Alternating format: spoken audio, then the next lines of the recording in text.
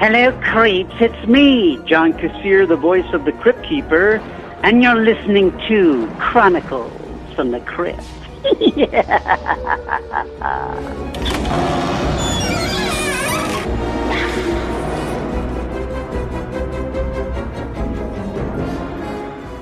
Hello there, I'm Casualty Chris. And this is Father Malone. And we are the hosts of Chronicles from the Crypt, a twice-a-month look at the horror anthology series Tales from the Crypt that aired on HBO from 1989 to 1996. But let's not kid ourselves. This last year it hadn't been great.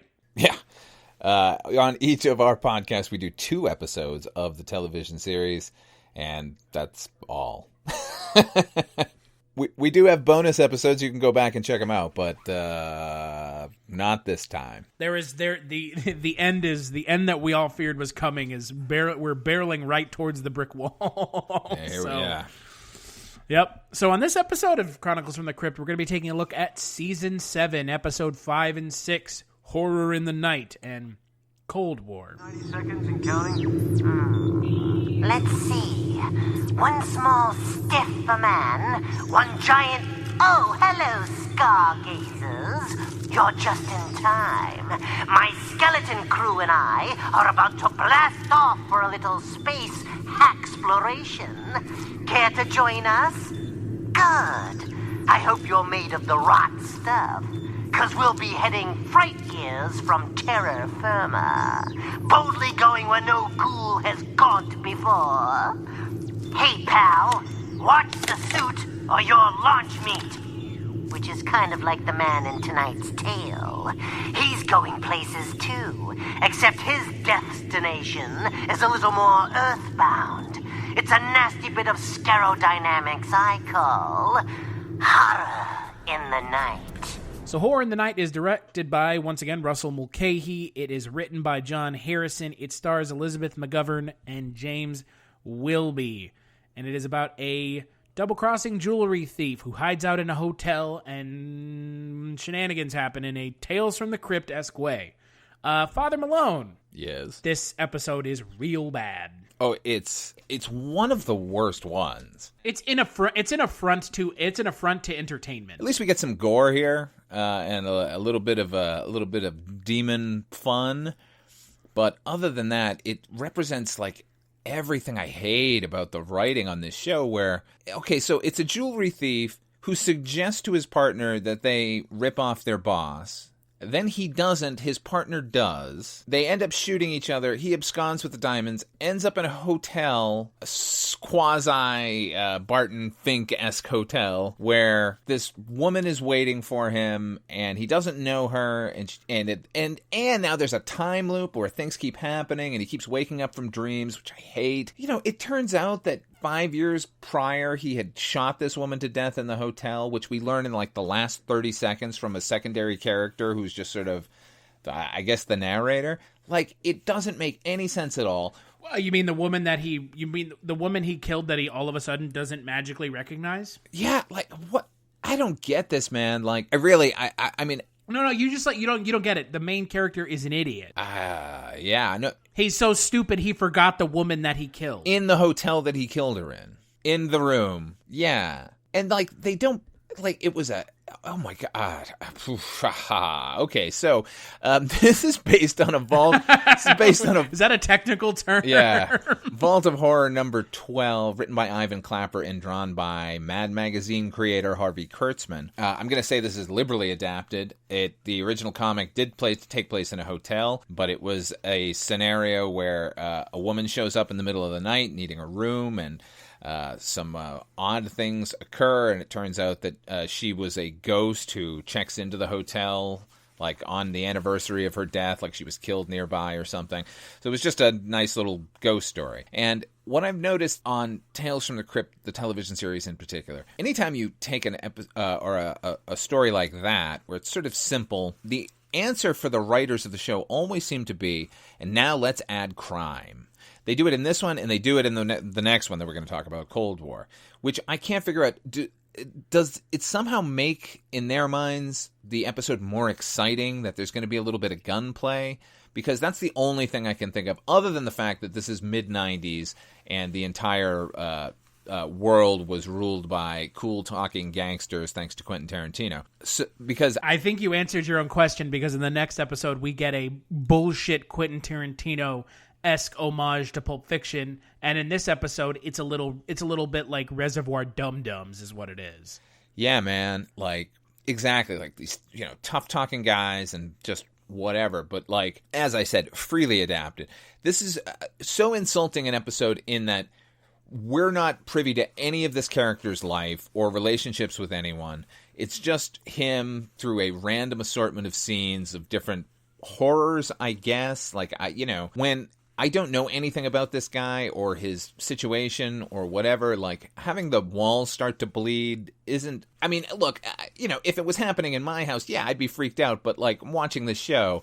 And what about the walls of the 53rd precinct? Oh, we're bleeding. I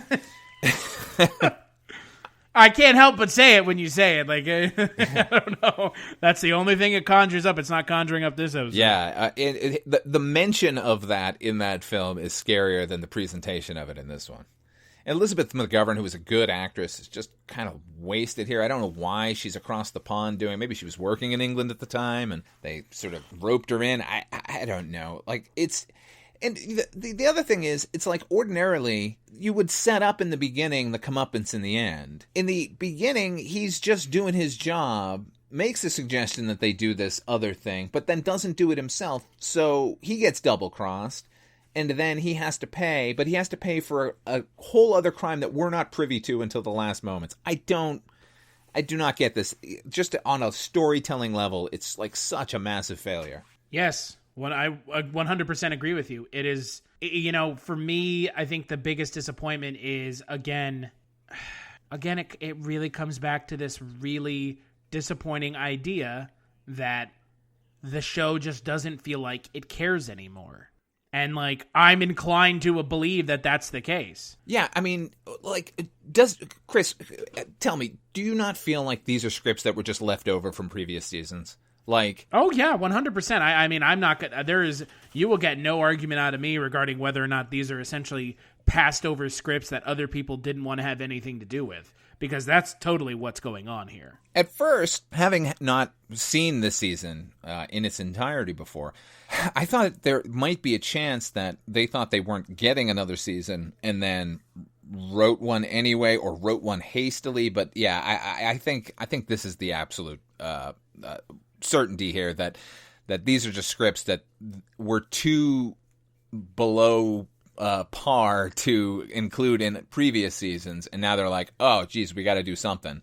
Let's just trot these out and put a gloss of England over it. Well, that and the other issue is it really just feels like they've given up, like a complete just. I don't care anymore. We don't care anymore. Nobody cares. Let's just, like, we're contractually obligated as producers of the show to get one more season out. So here it is. And at the end of the day, we're fulfilling our contractual obligation, and that's it. Yeah. I mean, it is a massive disappointment, because the level that we have fallen from The Man Who Was Death to this absolute fucking nightmare of an episode. I mean, there is nothing redeeming about this episode. Period. Yeah, I'm not sure what... I don't know what it was trying to say. I don't know what it exists for. I don't know who thought this was in any way, shape, or form entertaining. It just kind of shows up and then leaves. It's, I don't feel one way or another about myself or about being told a good story. It doesn't address anything. It doesn't ask us anything. It doesn't do anything of value. It is such a disappointment. I mean, again, it's not like I had high hopes. Again, we're at episode 5 of the 7th season. At this point, my expectations are so low, they're subterranean. So, yeah. I'm going to go ahead here and say skip. Then that's where this episode could go. Yeah, I'm going to agree with you. This episode can go in the trash because it is that bad. Like, I don't even want to talk about it anymore. Let's talk about the next episode. Relationships aren't about who's right or wrong. Look, do you remember how you felt about each other when you were newlybleds? Do you want to feel the same way you felt at your marriage ceremony? Good. Then let go of what you find irritating about each other before it grows too far. Which is the kind of advice the young couple in tonight's tale should take. They're fiends and lovers whose relationship is clot between a rock and a horrid place. I call this one Cold War. So Cold War is directed by Andrew Morahan, but uncredited Robin Bextor. It's written by, once again, Scott Nimmerfro, and it stars Ewan McGregor.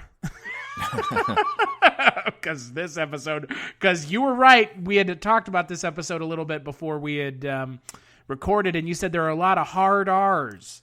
And boy, there are a lot of hard R's, Ewan McGregor. Aren't there? It also stars...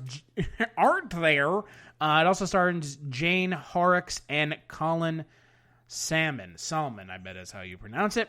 And, it's about a crime couple who run into Colin Salmon's character. And, he's a vampire and they're zombies. And, once again, it's really stupid. Yeah, and, even more so than the previous episode, this is kind of more insulting because of the talent on screen. Ewan McGregor, everyone knows him. Jane Horrocks, who was for years on Absolutely Fabulous as a character named Bubble, she was really good. Everyone knows Salomon probably from that first Resident Evil movie thanks to a laser grid. He's also in the Pierce Brosnan James Bond film. Oh, yeah, that's true. This is shockingly based on a Tales from the Crypt story, Tales from the Crypt number 43, written by Carl Wessler and drawn by the always incredible Jack Kamen. Like I mentioned in the last one, here we have a story, a simple story. It's about a husband who notices that his wife has a suitor, and the suitor intends to kill the husband, and before he lets the guy shoot him, the husband tells him the story of how he met the wife and how they fell in love, and it involves him going to this old dark house where her family is, and he discovers that they're zombies, and that in order for him to continue to love their daughter, he has to die. Which he says no to and tries to run, but they've actually poisoned him with strychnine. And the new suitor doesn't believe the story, and he shoots him a bunch of times, proving that he's a zombie. And now the husband says, you know what, I've had enough of her, you can have her, and makes the guy a zombie. So instead, when we've got to update it, let's make it the lamest Tarantino knockoff possible, and have the suitor show up 3/4 of the way through, and now, twist! He's a vampire. What... I mean, nobody cares. But there's a fake out because you think Ewan McGregor's character is actually a racist. Yeah, right. You don't want to mess with his kind. Get it? Because it's because he's a vampire. And he's an American living in England, so he doesn't really understand the terminology. But I noticed at the end when he's talking about when they're clearing up the racism question, he does say there's only two kinds of people that rate. Which is a very English thing to say. It's like the script itself is wildly inconsistent. But yeah, Ewan McGregor does stick to his terrible American accent throughout, and bravo for the fortitude, but Jesus, don't do an American accent anymore. You're really bad at it. Excuse me, what are you doing? My name is Ewan McGregor. It's the least worst part of this episode. There's so many other problems, namely the fact that, again, what is the point of telling this story? What is this story's point, right? I mean, is it meant to be entertaining? Because it's not. Is it meant to be scary? Well, it's not. Is it meant to be ironic and funny? Well, it's not. It's nothing. Again, it's an episode without purpose. The story that it's telling is not inherently interesting. There are no stakes. And at the end of the day, the twist that, Colin Salmon's character is a vampire and they're zombies, that's not a twist. That's just... Who cares? I mean, that's incidental to the episode's progression. Because we don't even know what happens to his fucking character, by the way. Right. They all go out the window. I assume that they went out in the daylight, so they survived and he didn't. But not like they attempted in any way to make anything clear. And I gotta say, the makeup on Ewan McGregor at the end would be really good if, a friend did it and you saw him at a Halloween party. But for a Tales from the Crypt episode, this obvious, latex appliance supposed to be approximating his mouth And then underneath his nose. Yeah, and then they give him lines of dialogue to say, and you can see his actual mouth like moving underneath the appliance. It was so sloppy and dumb. Yeah, there's an angle where you can see like the actual like appliance like patched onto his nose. Yeah, and it is not big on just blending. Awful. Yeah. No. Again, there is this sentiment about the 7th season of the show that it is a complete waste of time and that there is nothing to any of these episodes. I mean, I'm not the first person and the last person to say this. There is not some sort of grand, love for this season of the show. And we're seeing why. It's yesterday's leftovers reheated twice. I mean, it's the biggest this season has been the biggest waste of time. I can't even imagine how in God's name anyone worked on this season of the show and said, "Yeah, this is good. This is quality content." Yeah. And I don't want to rag on this show. We love this show. We wouldn't be doing this if we hated this show. We're not, how did this get made? We're not here to shit all over everything and then chortle our way to the bank. We're genuine fans of this show. And it is a fucking shame that this show is going down the tubes so quickly. It's almost like they expedited the process of quality just completely falling apart. Yeah, you're absolutely right. I am in no way reveling in the dreary state of this television series. Like, I'm very disappointed is a euphemistic term for it. I'm baffled by how bad it got. And I've said I didn't watch the season 7 at the time it aired, but that was basically because I didn't have cable television at the time, because I was an avid fan of the show. So I had been holding out hope that it was my fault in not watching it, and not that maybe the quality was going to rise up. But good Lord, like, when we reviewed the first couple of episodes, I said, well, I don't think it's the worst. I think it's pretty on par with the previous season, but that is absolutely not the case. The level of quality has dropped precipitously, and it feels really sad to think that nobody was giving a shit. They were all just sort of cashing paychecks at this point. Well, that's what it feels like, and that outcome shows on screen. Yeah. I mean, you can't just copy Quentin Tarantino and expect that that's good enough. Yeah. It's so dumb. And, whatever anyone has to say about Tarantino, like, the dialogue crackles, and this is just aping it, but like, it's so, I don't know, it's so juvenile. It's just like lots of fucks and ass bag, like, oh my God, like, yeah, good. That's on par. Well, and don't forget that awesome scene where Quentin Tarantino is purely ripped off just because they can, where you have two characters dancing, very Uma and Travolta-esque. They're almost dancing like Uma Thurman, one might say. Oof, boy. And, look, on a purely technical level, storytelling-wise, okay, so she's a zombie. They have to be cold-blooded, right? They're dead. So anytime she would come in contact with a human, she would feel the heat off of them. Same with the vampire. These two characters encounter each other. They kind of hint at it almost, where when he kisses her for the first time, he kind of gives her a look like something's wrong with this one. But, like, wouldn't they both just recognize it? Like, you're clearly not a human. They would recognize it if they were in the bathroom together and she didn't see his fucking reflection. Yeah, how about that? Like, which they were, by the way. So dumb. I don't know. Hey, how about this? Skip this one. Skip both of these episodes. Oh, yeah. Not only skip, pretend that you've never even heard of it. I mean, look, if you want to see Ewan McGregor as a young actor, watch Shallow Grave. I guarantee you he was cast in this because of Shallow Grave. Oh, no doubt. I don't even really like that movie, but at least he's not doing this fucking accent. No, he's putting his best foot forward in that movie, and in this movie, everyone's feet are tied together and no one is able to move an inch forward without them all falling down flat on their faces. It's a fucking shame. Because, again, it's not because of the talent of the actors involved. We know that for a fact. So, yeah. What is it? Well, it's a misplaced sense of, I don't know, it's like this misplaced sense of the story that you're telling is somehow important. I hate to break it to everyone, but the problems with this episode go straight to the script. That's hard stop. That's the problem.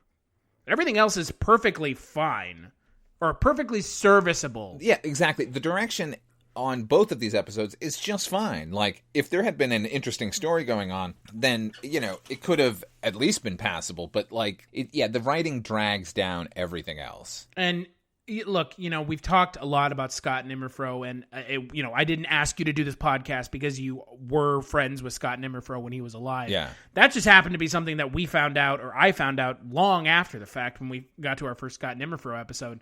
But, I mean, I have to ask you, like, it just, like, what do you think was going on? I mean, you knew him better than, you knew him better than I did, and you knew him rather well from what I can tell. Yeah. I mean, can you even begin to kind of piece together in your head what may have been going on to lead to these, like, really, they feel very lazy scripts. Yeah, I think in Scott's situation, I think he really cared early on, and by the end was looking to get out. I'm sure I told you in the past, like, the reason those X-Men movies got made is because Scott, as far as who he was tight with producing-wise, it was Richard Donner and his wife Lauren Schuler Donner. And he was the one who brought Lauren Schuler Donner, like, the X-Men thing. And that was picking up around, I mean, I know he didn't get a movie till 2000, but, scripts were being written as far back as, like, 93. And I think he thought that was his out, but was not the case. Well, and he wasn't wrong. Yeah, and... I mean, he wasn't wrong. X-Men was his out. Yeah, eventually. But he ended up with, look, like, getting a writing gig is hard in Hollywood, and this was sort of a steady paycheck, but it seems as everyone stopped caring, so did he. And I've always said, like, he did better work later, particularly on the television series Hannibal. And Tron Uprising, for that matter. Yeah, like, I think he was a good writer. It's just that this was not his love, horror and horror comics. And you actually, I think you kind of need somebody who loves the whole medium in order to make a good show. I mean, can you write a love song if you're not in love? But, like, probably not.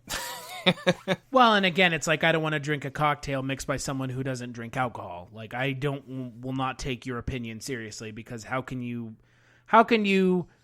deftly do anything if you refuse to have any interest in the thing that you're doing or talking about? Mm-hmm. Your heart's not going to be in it, and that comes across on screen. It really does. Yep, and so that's where we're at now. Nobody caring, including us. And yeah, to your point, Scott Nimmerfro worked on one of my favorite TV shows of all time, Hannibal, and he wrote amazing episodes of that show. Not ironically, they're actually really good.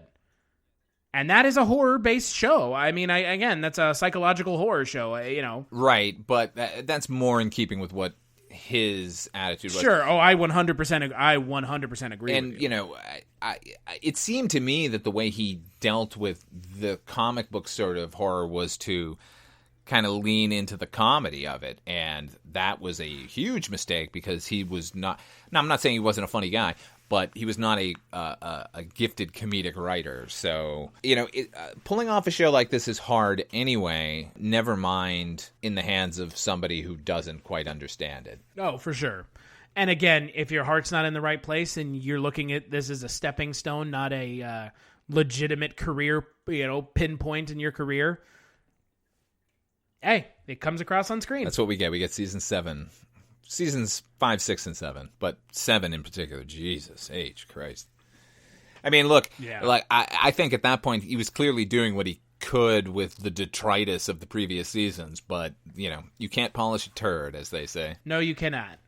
So speaking of polishing turds, I think we're both saying skip these last 2 episodes. On the next episode of Chronicles from the Crypt, we're going to be talking about season 7, episodes 7 and 8. The Kidnapper and Report from the Grave. Yeah. They're probably not going to be good. No. But until then, where can people find you, Father Malone? You can check me out over at fathermalone.com. You can hear my podcast, Dark Destinations. It is a radio drama travelogue where our characters travel to infamous fictional towns. You can also hear me over on Dreams for Sale, the Twilight Zone 85 podcast that Chris and I also do together with our friend in Detroit, our man on the street, Mr. Mike White. And as for me, you can find me on Twitter at Christmas Claus. I have gone and changed my Twitter handle because, hey, Casualty Chris, shockingly, is not a particularly on-point idea during the middle of a global pandemic. Yes, we're in a pandemic, and no, don't tell me we're not. As for this podcast, you can find it on Twitter at ChroniclesFTC and at chroniclesfromthecrypt.com. Big thanks, as always, to our good friend, Mr. John Kassir, the voice of the Crypt Keeper, for the intro to the podcast.